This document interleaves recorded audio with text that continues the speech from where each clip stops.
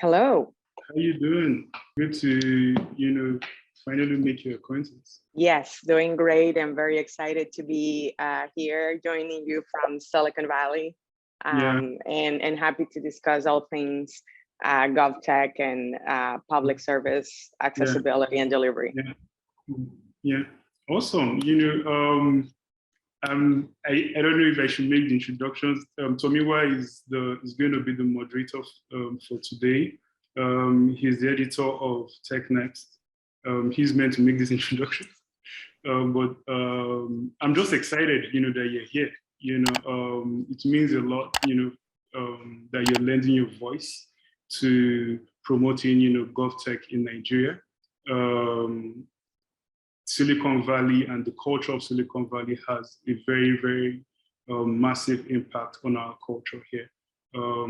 We want to be more, tech-driven and innovative in our society, and I'm looking for people like you, to be a shining example. So thank you very much for joining us here today. Over to Tomiwa. Hi, Paola. It's nice to make your acquaintance on this platform.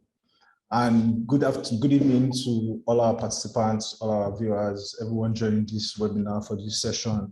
We'll be talking about improving public service delivery with GovTech. My name is Tomi Ujo. I'm the editor at TechNext.ng. TechNext is the go-to platform for young Nigerians across the globe who want to understand the world of tech and the most of their lives. Normally, our platform creates technology content in a language that anyone can understand. And today, with this serious panelists that we brought on board, we'll be discussing how we can improve public service delivery in Nigeria using GovTech.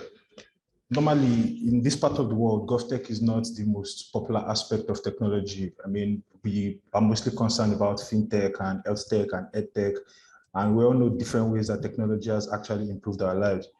The United Nations and a lot of other organizations have talked about financial inclusion, and in Africa, fintech has actually brought financial inclusion to undeserved communities. During the COVID-19 pandemic, EdTech took a surge because a lot of people had to find ways to learn from their homes all across the world. But unfortunately, for most governments in the world, they have refused to use technology to improve their services. And GovTech aims to move local governments away from the paper-based workflow into a more digital, modern infrastructure. So, Tobore, I think it's time for you to actually tell us some of the problems that we have had in Nigeria in terms of implementing Gov technology. And then we can move to Paola, who can share insight and experience with what she has done with class and how we can actually incorporate that into our own society. Yeah, awesome. Let me just introduce myself. I am a computer engineer with the Ministry of Petroleum Resources in Nigeria. And we develop policies and provide oversight for the entire oil and gas industry.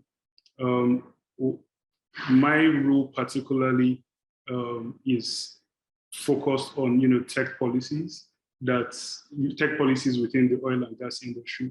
And even as a government parastatal, we've had to use technology to improve our workflows, to take away paper, and try and reduce bureaucracy. But the issue, I think the biggest challenge we face is culture. A lot of the public servants we have are not very tech savvy. They are older. They are not they don't accommodate change that easily. And so, you find within the public sector, you have to basically train and educate, a lot of them. You have to dish out the tech solutions in little bits. But I think the most interesting thing I've learned is you can't just wake up and say, oh, I have a very wonderful solution, and I think it will be great for your organization or to improve public service delivery. you have to do a lot of stakeholder engagement while you're developing the solution or deploying the solution.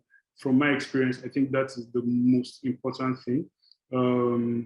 However, beyond that, I think the reason we're having this kind of conversation is to promote, GovTech.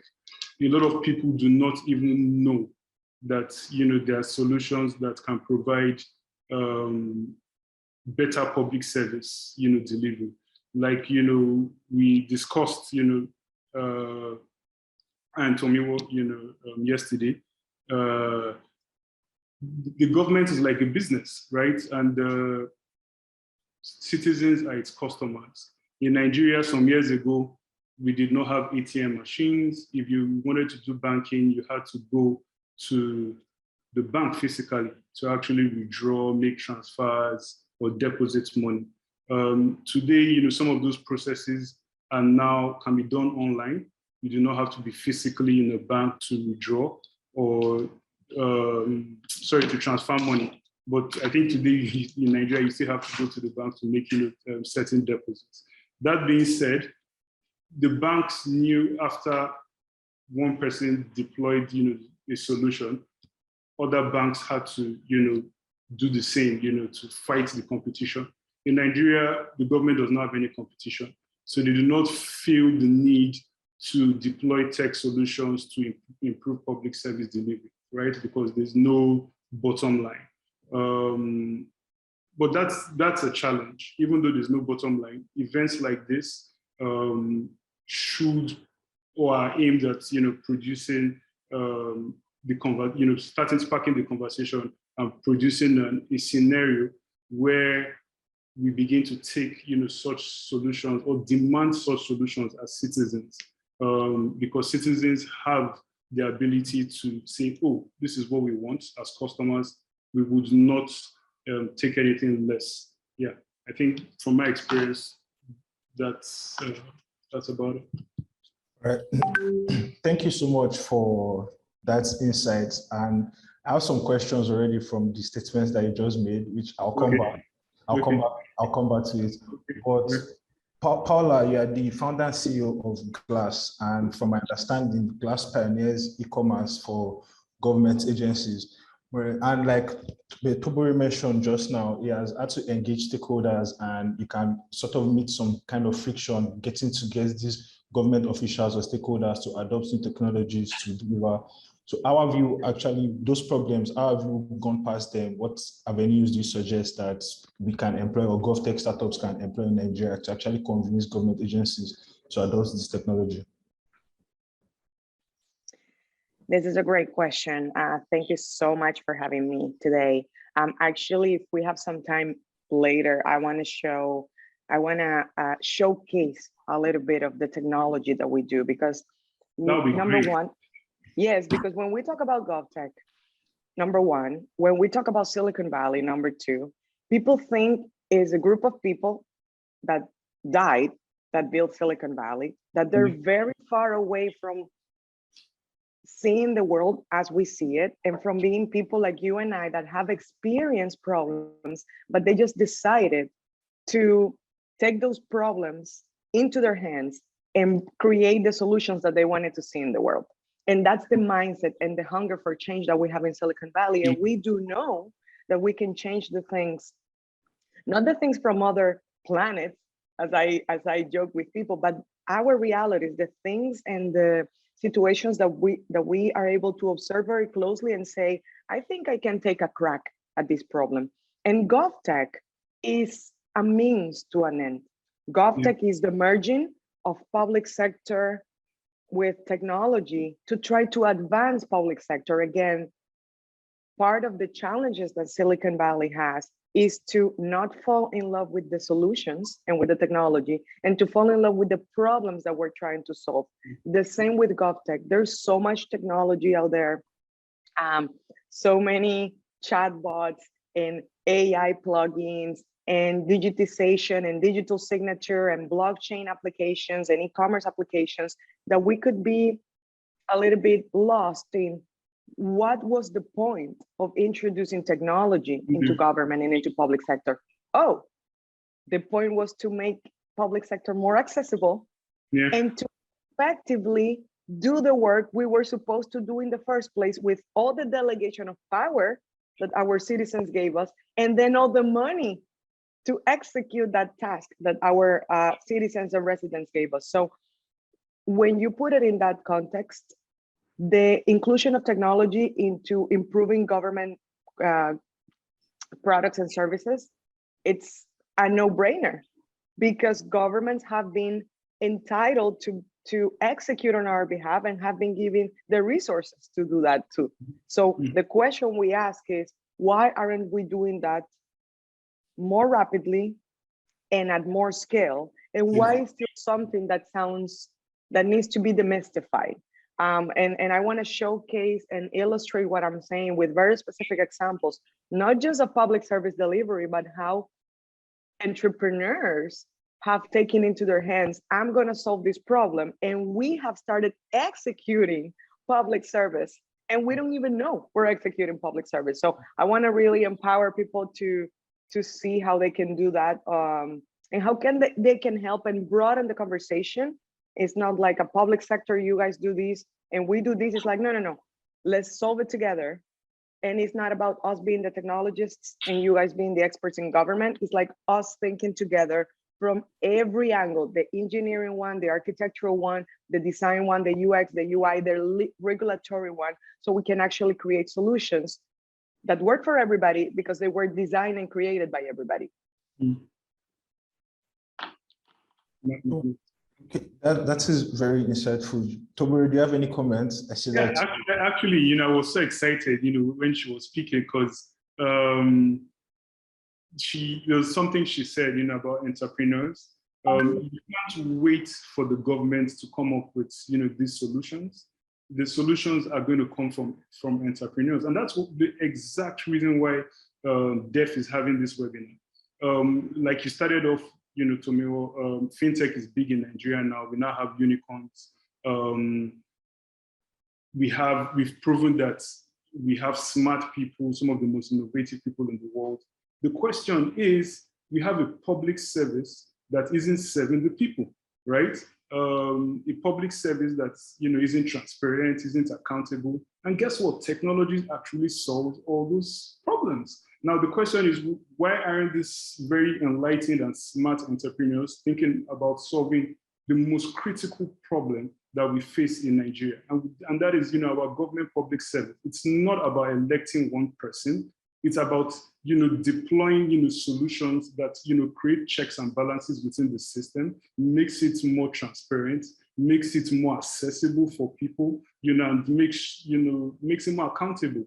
And I think, what we're really trying to do again, is tell entrepreneurs that, hey, you can take all that energy, all that brilliance, and focus on GovTech.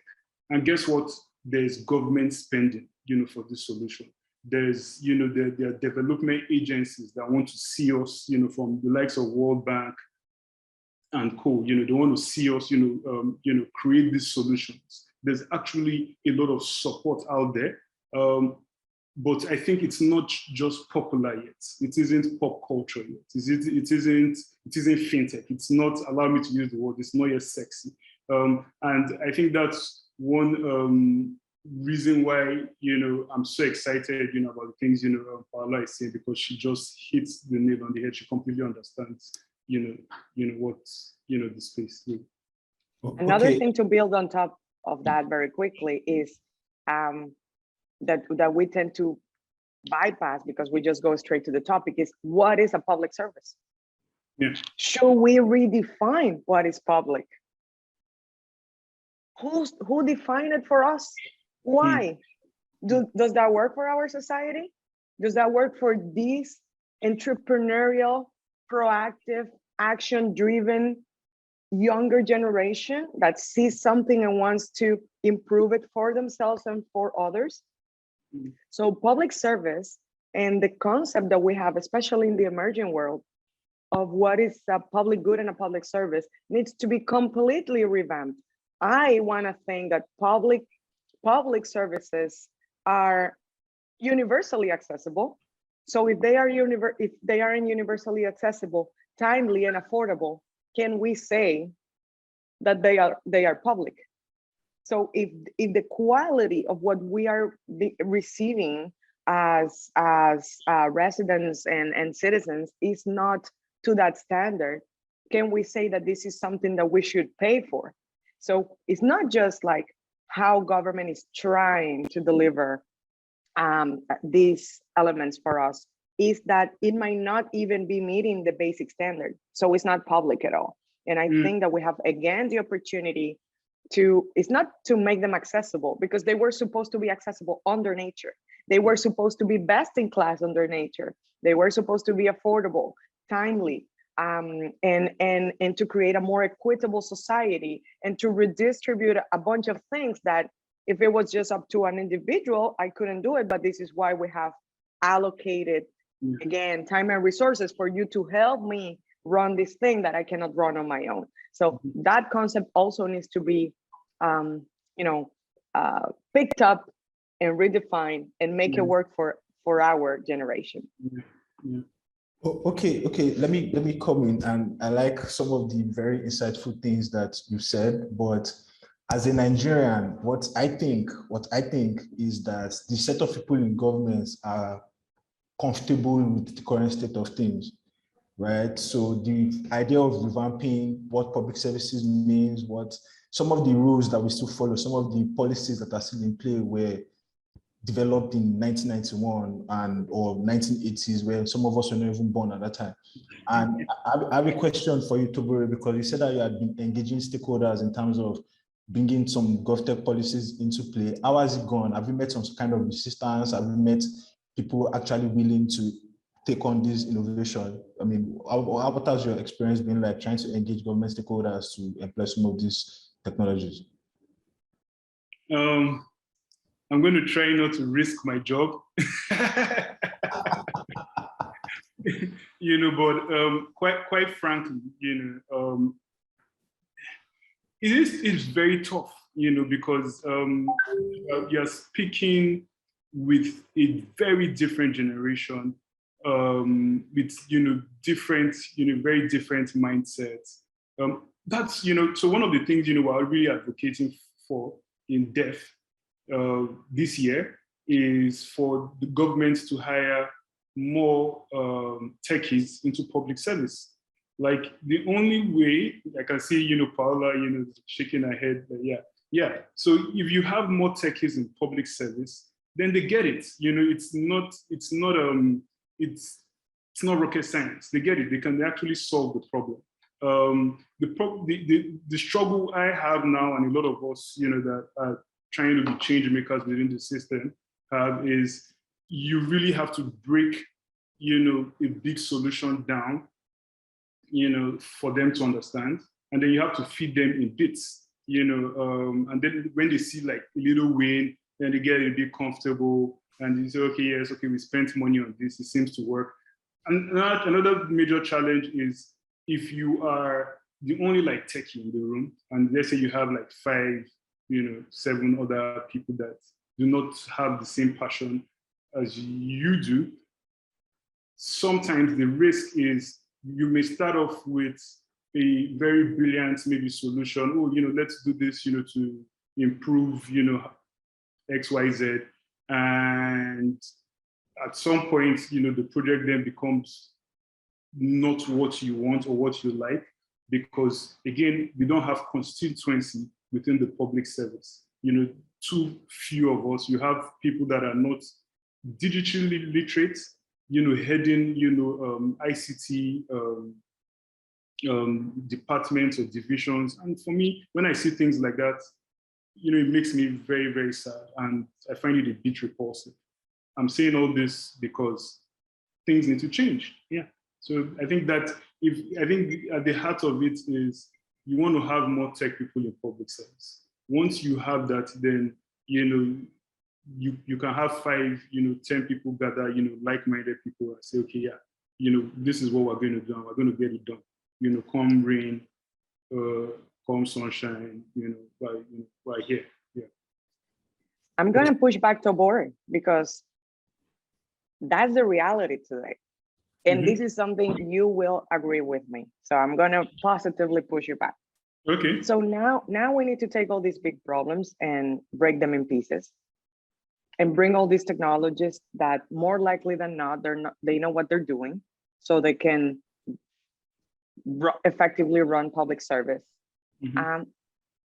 But that actually has never been the case when actually government decided to create pioneering infrastructure, to create pioneering programs like the program, and I'm going to talk about the US government, but United States is a young democracy, 200 years old democracy, meaning it's not a country that has been established for millennia, okay?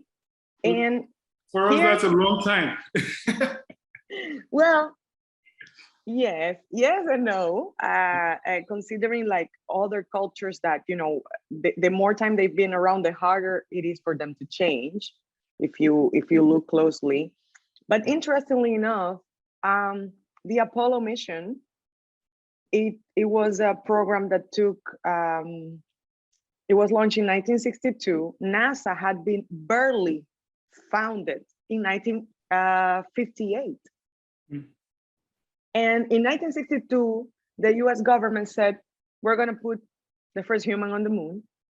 They couldn't do it with the first Apollo mission, or the second or the third or the fourth. The ninth Apollo mission, 7 years later, accomplished that. So we had that government created the GPS and funded the creation of the ARPANET that led to the internet, and funded the creation of the first driverless cars. So sometimes I'm thinking, is government innovative? Because they were the early pioneers, but have they forgotten about that? And now I feel I need to give them information or ask innovation from them little by little. Actually, most of the conversations we have with government entities today is, let me remind you who you are. Let me remind you what you have built. Let me remind you the power of your execution and the impact it has on our daily lives. And that changes the conversation, and it goes back to what you were saying of culture of change. They start thinking about themselves as the original agents of change for everybody. So we push the conversation a little bit, and it's helping us to empower them to create the change that we want to see happen inside every government agency. I'm going to leave Tomiwa to call me here, because well, yes, I understand what you're saying, Paula, and I learned that you have a presentation that you want to share with us in a bit, so you can start to prepare to share your screen. I know, but for us in Nigeria, I mean, the example that you cited was about the United States and all these other well-developed countries, but one of the primary concerns that Nigerians actually almost always have is that they think they have more important things to worry about. Like, I know that all these GovTech implement innovations would actually make our lives easier, but if they think that the current system is working at the moment, why should they go out of their way to fix it? I mean, the average Nigerian on the streets would think that anything that is not putting food in his belly, or that's not making him sleep properly or better at night, they don't just care about it so much. So we're talking about technologies to implement to improve public services. They already think they're not even getting the public services delivered appropriately. So why would you spend some more money to include some extra technologies? They just would think it is another means for the government officials to siphon funds or divert the funds to another person or another person's pocket or something. I would love to say something here. I think following what Paola said, what was going on in my head, I was like, like Tomiwa just said, that's America, this is Nigeria. We are struggling with a lot of corruption. We have accountability issues. I love the fact that, GLASS has solutions around procurement and all. The federal government of Nigeria, I'm aware, has tried implementing a few solutions to curb loopholes. However, it's not enough. And I think I'm in between Paola's optimism and Tomiwo's, pessimism. And I will say why. I'm in the thick of things. I see glaringly the problem. I deal with the problem daily. I go to work every day and I face the problem, right? And I can tell you factually that yes, there's a problem. I'm saying that. But the problem can be solved if these same bright-minded people that figured out that, oh, we can improve financial inclusion in Nigeria did it, then they can solve this problem. Let me quote JFK here. Think not what your government can do for you, but what you can do, for your country, right? I just, twisted that a bit. But the point is, the solution is not going to, it's not about, and I'm speaking to Tomiwa and any other person that may be a pessimist. The problem isn't about, how things have been. We're here today. We're having this discussion because we're trying to imagine how things can be, right? And I think that's shifts in the mentality of people in the tech ecosystem, Nigeria's tech ecosystem, needs to change, right? If that does not change, then we can keep on having this conversation for the next, 100 years and still facing the same problem. What I'm saying is that the solutions to the problems you spoke about are locked within us. We are seeing creativity from the, tech, ecosystem that is wowing and blowing the minds of everyone globally and even the Nigerian government. Once we can build constituency behind a proposal, it's done. And that's what we're trying to do here in depth, right? However, we need, not just Tomiwo's minds to change that it's possible. We need 10, we need 100, we need 500,000 people to believe that, oh, if I wake up in the morning and figure out like, okay, I don't like how passport delivery works, with the immigration service in Nigeria. We've been having that problem for so long. In other places in the world, you could go online and make a request, maybe with your social security number, then you get it. The next question is, do we have digital identity, right? So once we can basically identify these problems and say, okay, maybe a problem is digital identity, another problem is maybe document dispatch and tracking, which a lot of private sector organizations are already deploying, for the private sector, then we start to, solve this, problem that look, chaotic and look impossible.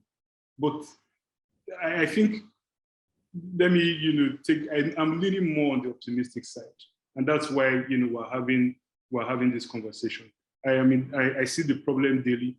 I can tell you for a fact, it can be solved if we decide. It's all about decision. If we decide we're going to do this and we're going to solve it, so it's not, like she said, some people woke up one day, say we're going to go to the moon. How crazy is that, right? There's nothing crazier than that, right? And I think, if we say, oh, this is a big issue, oh, corruption, whatever, oh, it's because if you wake up and say you're going to solve it, you're going to solve it. So it's just for us to decide that, hey, we're creative people, we know tech, let's have a go at this. Okay, I have some comments to that, but I don't want to come across as a complete pessimist. No, bring it. Also, okay, before Paola makes her presentation, let me just point out that even in fintech, which the fintech industry in Nigeria is probably the biggest in Africa, we have like 4 unicorns in the fintech industry alone. Till today, the fintech experts still feel like the CBN always wakes up one day and brings out a new policy that antagonizes them. And now we're talking about a system of government where, for instance, the passport retrieval system that I talked about, there are a lot of people that get kickbacks, a lot of people that get bribes. I think a lot of people might actually lose their jobs if we include these innovations, because the immigration officer that stands at the gate that collects 100 naira or 1,000 naira from people on the line to bomb them up, what's he going to do? He's going to stand against that innovation that you're trying to include into his job. So I don't want this to be a two-sided, conversation. I think at some point I would speak to that. Let me just, allow Paola go with her. Yes. Paola, please, your presentation. Thank you both. So the host needs to let me share my screen.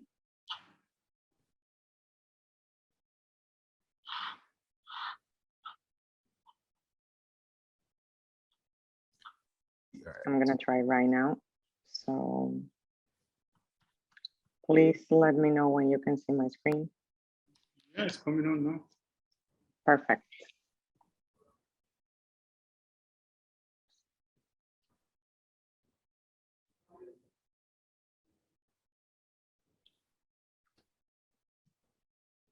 So I guess you can see my screen now, right? Yes, you can. Yes, sure. Okay, 1 second. So Moonshot. I love what you say of let's I want to be an optimist, but I'm in the middle, like, let's think big again. That's what we call in Silicon Valley moonshot mindset. Many people, I've been talking about moonshots for 12 years. I stopped talking about them, and then I would jump into my presentations, and then I would see people like not knowing what I was talking about. And I'm like, oh, I need to go back to basics. I need to tell people what is a moonshot. And the original moonshot concept came out of launching the Apollo mission. John F. Kennedy, President of the United States, back in 1962, in front of a big auditorium, he said this, and I want to put the whole context so people can see how he was thinking when he decided to do something big from the government side. Like, this is the breadth of public sector. He said, but why some say the moon? Why choose this as our goal? And they may well ask, why climb the highest mountain?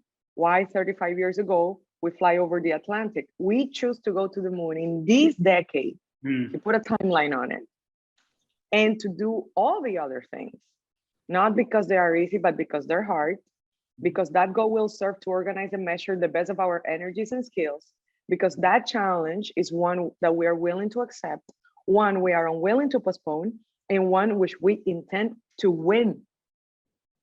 Love it. Leadership, culture of change, culture of pioneering, let's do a step. It's us who's going to do it. So that optimism that you see me having is not optimism on people changing. I hope they change. It's optimism because I know me and the people working with me, we are going to create that change. And I can put a deadline on it. And I can tell you how we're going to do that. And we might fail in 100 ways doing it. But we have, as we say in Silicon Valley, 7 years for overnight success to create that change that we want to see in the world. So today we know JFK was successful because he said this back in 1962, and in 1969, the Apollo 11 mission landed on the moon. But in 1962, him saying this in front of academics, NASA, and US Congress, think about it for a second. Was he an optimist? No, he was not an optimist. He was crazy. Yeah. We didn't have budget to do that. We didn't even know what type of budget are we talking about. NASA had never built a space vehicle that could take people out and in alive. We didn't have that software and the hardware. We just didn't know how to do that. My point being, governments know how to operate on a moonshot mindset. A moonshot is an innovative and hard idea with unclear implementation and no chances of success. But with all the bad things that moonshots have, because they do not give you a route, the good thing that moonshots give us is that they're bigger than us. And they allow us to grow bigger than our bucket list of, oh, I hope I digitize the identity of my country. Who cares about digitizing the identity of a country?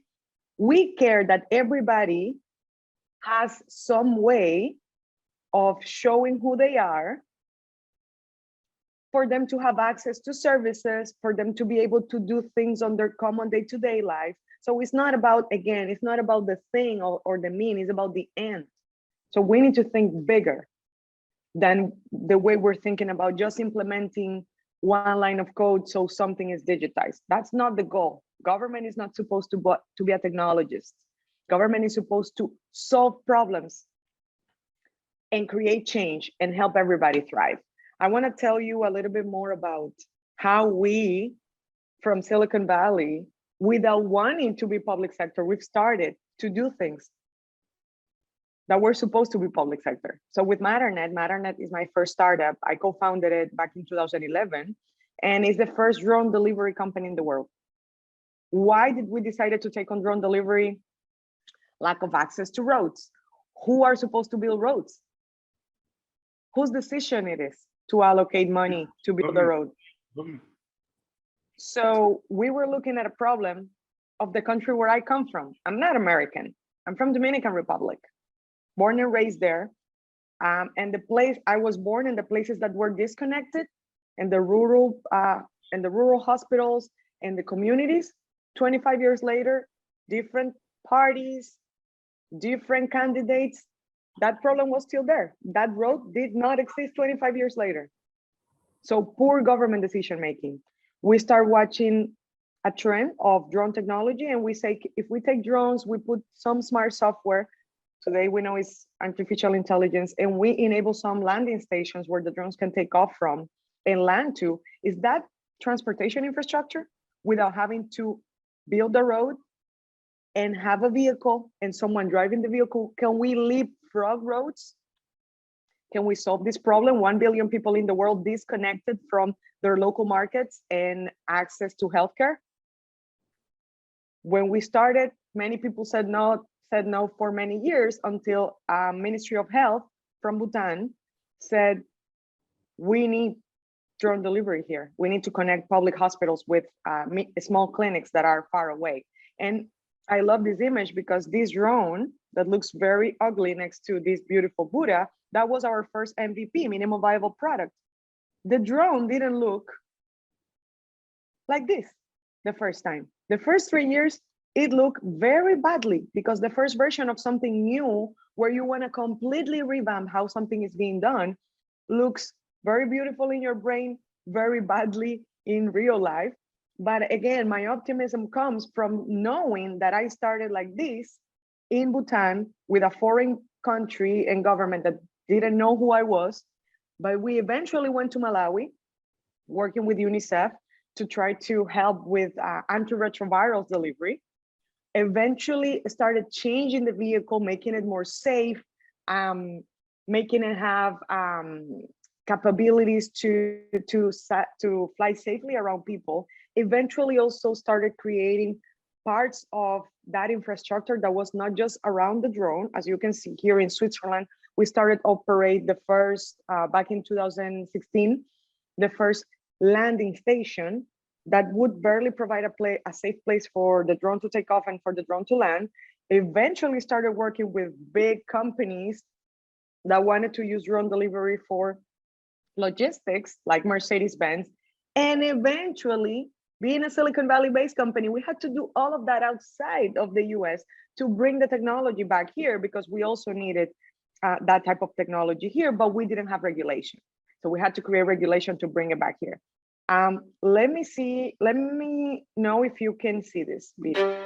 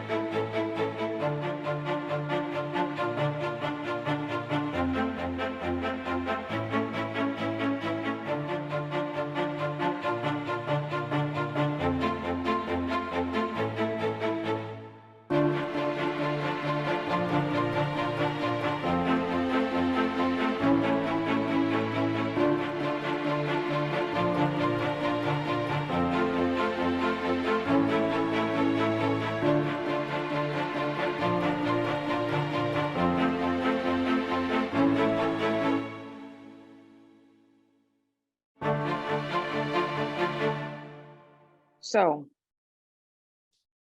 public infrastructure, access, timely, affordable, at a fraction of the cost to public healthcare. We didn't expect government to do that. Actually, 25 years have passed and that had not existed in my lifetime. So we went on and built it. Yes, it has taken 11 years to build that infrastructure, to build that company, the capability, the technology, the mindset, the culture of change. But we have done it. And then my last example is about what we're doing now with glass.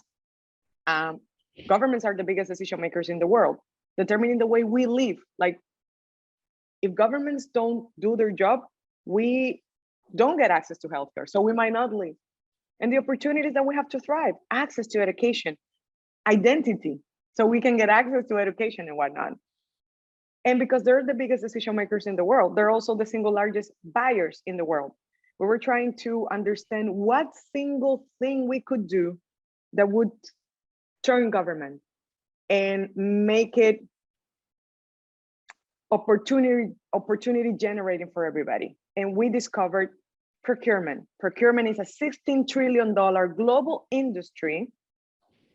And for us, procurement is how governments make their most impactful decisions. It's not what governments talk in Congress that they're going to do, it's where they allocated budget for that thing to exist in our society. And procurement is how they acquire the products or services to execute the programs they said that were important in our budgets. Between 25 to now 35% of our GDPs go into procurement, and all that money is funneled through complex processes and 1980 software that require manual implementation and that represent one of the biggest barriers of entry for small businesses. So think for a second what we're saying here. I'm telling you that the largest decision makers in the world and the largest buyers in the world, they acknowledge that small businesses are the economic fabric and the foundation of our country's economies. We have about 400 million small businesses in the world. And even though they say they are super important in our economy, actually they move our economy. 35% of our budget does not talk to the economic fabric of our countries. What are we doing? You don't need to do anything new, just redirect some of that money and some of that budget towards what you say is the economic fabric of your countries. We're doing that with Glass Commerce as a piece of technology that enables local government marketplaces, so government buyers can do compliant, transparent, fully digitized transactions for the small purchases first, so they can swipe a credit card and issue a purchase order, and they can find goods, services, or rentals that they need in order to do their job. There's one call to action, search, then they can sort these products by cheapest or fastest and whatnot. They can verify the vendor status in one single screen. They can check that this vendor is not a registered government vendor for a small purchase. They do not need to, a small vendor does not need to register, but they can check that this vendor has never been tasked with corruption, has never been debarred, is not blacklisted, and that the vendor has an active business license. And they can add to cart and check out. And then they can track all of those purchases, track budgets, set spending limits, see how many women-owned businesses have we supported this month, how many cooperative businesses have we supported this month, and whatnot. So we're talking about a category-defining piece of software for government that provides a frictionless experience for the people that need to use it, because we know that these people don't want anything new, they don't want any change. But we're telling them this is better than to do this process manually and this part of the process on your email or digitally. It provides a single screen, a step-by-step. It is simple by design, and it allows government buyers to discover local first small businesses. And because they're local first, you might receive a good or a service same hour, even same day. With this type of platform, we have been able to help governments acquire over 5.5 million items in the last 3 years only. Today we have over 100,000 verified products from small businesses and businesses in general in the platform. And we want to become the platform where every small business creates its first government online store, and to bring the fabric of our economies into the government market that, again, it consists of the largest buyers of the world. I'm not going to talk about the early findings. We can just go in detail about how this is transforming the role that government sees they're supposed to lead in making our communities vibrant and sustainable and make them grow. But we think that by leveraging exponentially advanced technologies, we can unlock the next breakthrough in government systems, help government self-transform, be data-driven and accountable, and also create sustainable infrastructure so they can provide excellent public services and an outstanding public value. So these are the two examples that I wanted to quickly share and to illustrate. So you understand why I'm optimist about the change that I know is going to happen in the next 10 years, because we are behind some of that change. And we know many people that is building that change and collaborating very closely and very aggressively with governments to enable that change. Wow, Paula, thank you for that very insightful presentation. The two examples that you gave us are very encouraging, and I'm kind of leaning towards becoming an optimist as well, which I'm still kind of worried about the environment of the system of our own government. But I have one question. While you were presenting, it occurred to me that you must have got some government officials on board. I mean, yes, it's very easy to, when you start working, right, and then the government sees the sense in the technology that you're presenting, and then they can come on board and all of that. So you did not have any issues with government stakeholders trying to get these technologies going? Yes, a lot of issues. But again, here in Silicon Valley, we have a trial and error mentality. And this is why I believe startups, it's not that we get it done because we're smarter than anybody else, it's because we've done more trials than anybody else in a compressed amount of time. So the mindset here is, don't make a perfect plan that takes you 1 year to figure out that it was not the perfect plan. Do 12 trials in 1 year, so you know quicker than not what is the strategy towards achieving your goal. So that's number one. We say fail fast, fail often. I know it's easier to say because I'm not on the government side, so I can fail and it's like one startup failed. If government fails, it's like government failed. But again, how can we reach a solution if we come to the table saying, I know what I'm doing? No, we don't. We have not cracked these for decades. So real solutions are out there in the world, are not in our brains or in our computers. We need to execute these solutions to know if they are the right solutions. So we need much more experimentations. And we also know in Silicon Valley that the first version of our idea is never the best version of our idea. So if an overnight success takes 7 years, if the first version of your idea is never the best version of your idea, and if you need to implement a mentality of fail fast, fail often, what am I telling you? Government, individual, organization, and startup, what am I telling you? That to achieve something of value, you need to start testing it today, and you need to do it a lot. And that you're not gonna get it right the first time. And that you telling people that you're getting it right the first time, we all know you're not. So we need to experiment more so we can achieve solutions. And last thing, you do not learn what you think you already know. You do not do what you think you're already doing. So if we're writing all these reports saying we're killing it, we're winning, everybody's growing, economic development is booming, you know what happens? That we're telling our brain we're already doing it. So we don't get to roll our sleeves to do it. And that's part of the conversation we need to open up with governments. Okay, let's have a frank conversation. You think you're doing great? I'm doing okay. How much greater would you want to do? 70% greater. We have the resources. We have committed people. They're not techies. They're not geniuses, but they're committed to get the work done. Okay, now let's get to work. You need reality to change things. You need to observe what's in front of you so you can transform it. So again, our optimism is rooted on our capacity to see the world, not as we want it to be, but as it is. And because we see it as it is, we see all the opportunities. Oh, are we going to be the startup that's going to change this? Awesome. Are you going to be the government entity that changes that? Awesome. We have so many things to change and to pioneer and to lead. That's where the optimism comes from. Okay, Tobore, do you have anything to say to that? Before so much to say, I don't even know where to start.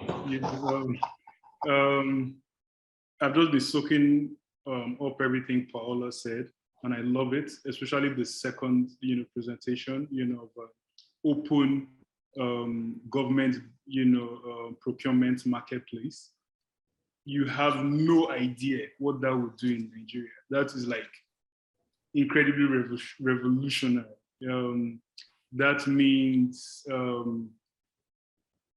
basically open access to information and data of what government is actually spending on, who they are buying from, and you could do a lot of data analytics with that.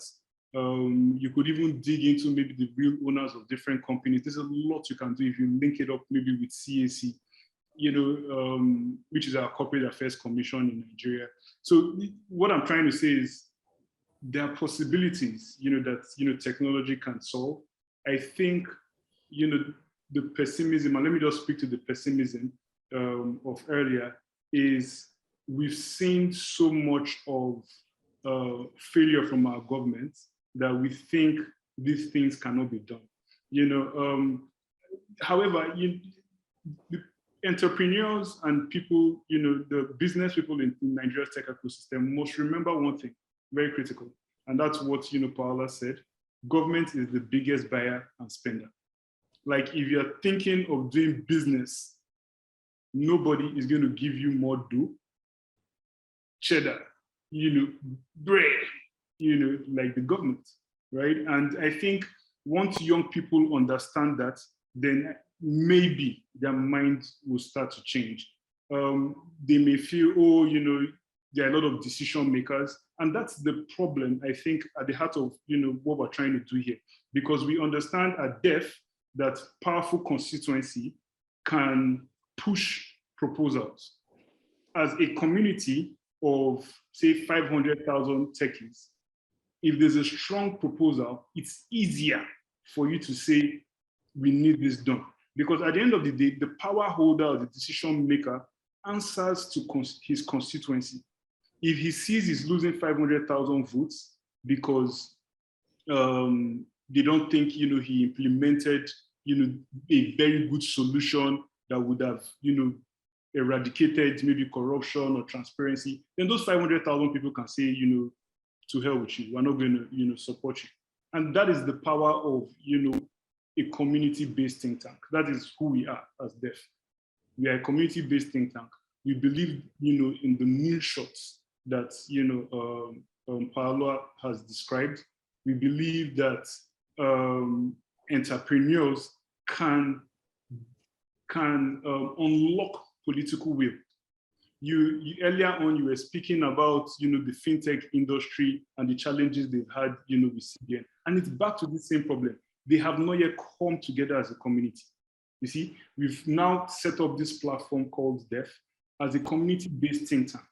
We're inviting, if you look at our ambassadors, we've gotten ambassadors from different markets and locations globally, and that we're building on that because we believe if these people come together and say, okay, this is what we want, it then makes it harder for power holders to ignore. Even hiring techies into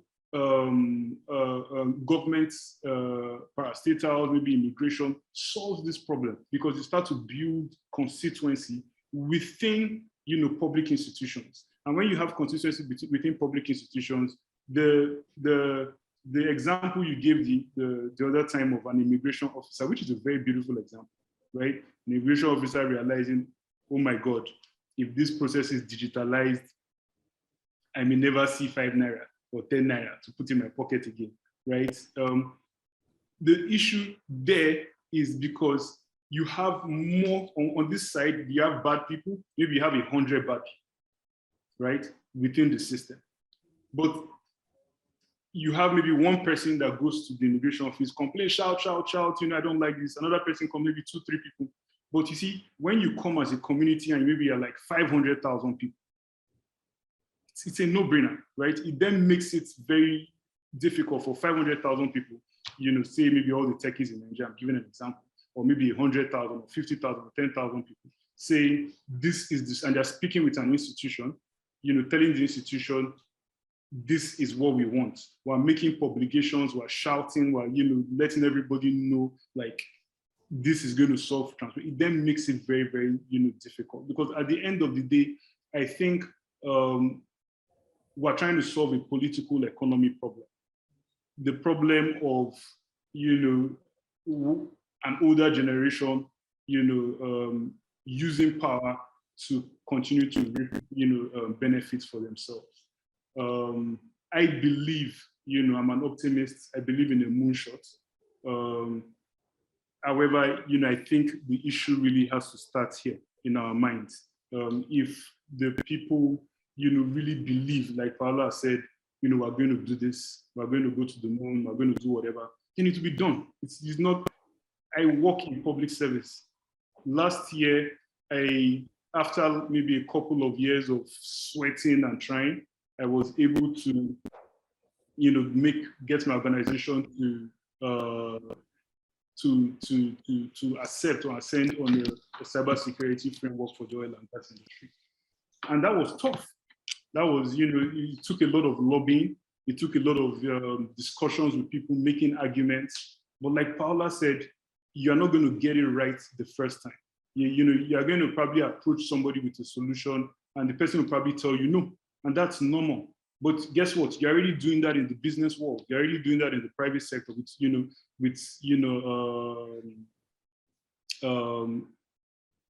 maybe a B2B situation. You're already discussing with other people and they're telling you, but you try harder and you try harder until you have a better solution that actually works. And I think it's that same mindset, that entrepreneurial spirit, that can do, that, resilience,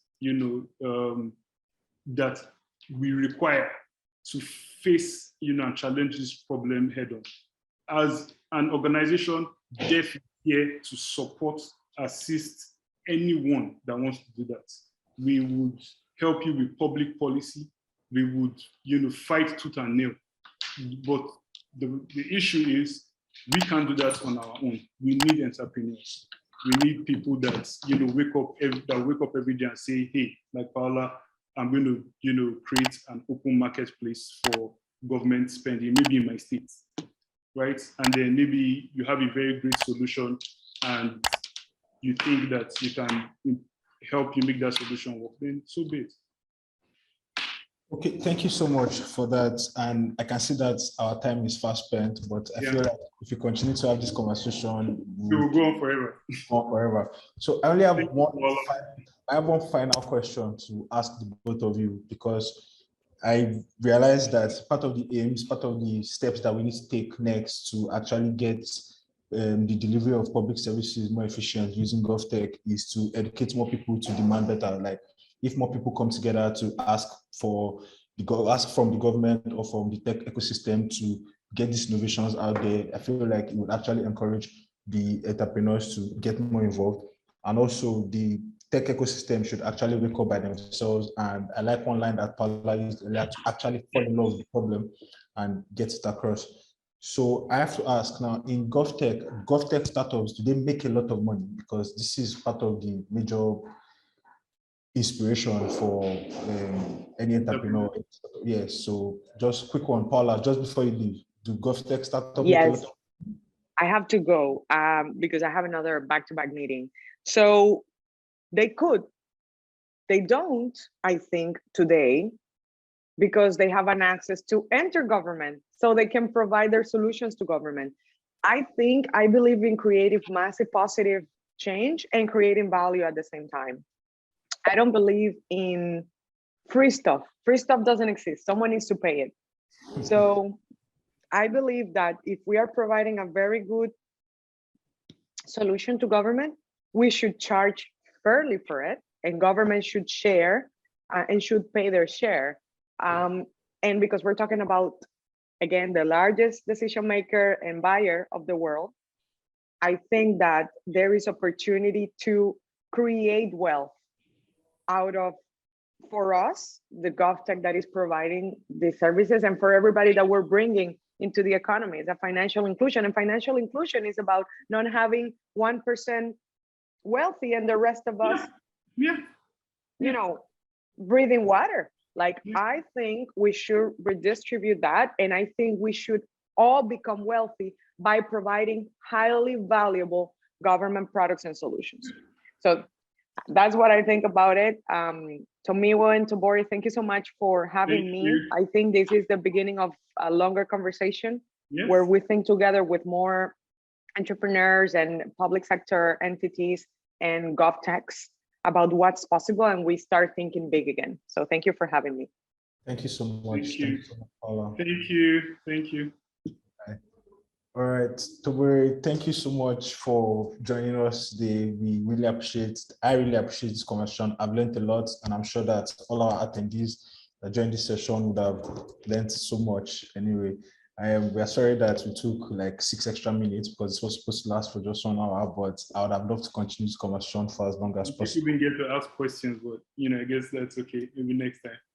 Yeah, maybe next time. Plus, I don't know if the Q&A, because the Q&A was open, but there were no questions, but I did not ask anybody to drop their questions there. But I'm sure that ahead of the next webinar, we'll get more participants and people can prepare their questions ahead, and while the panelists are talking, we can get the questions sent on here.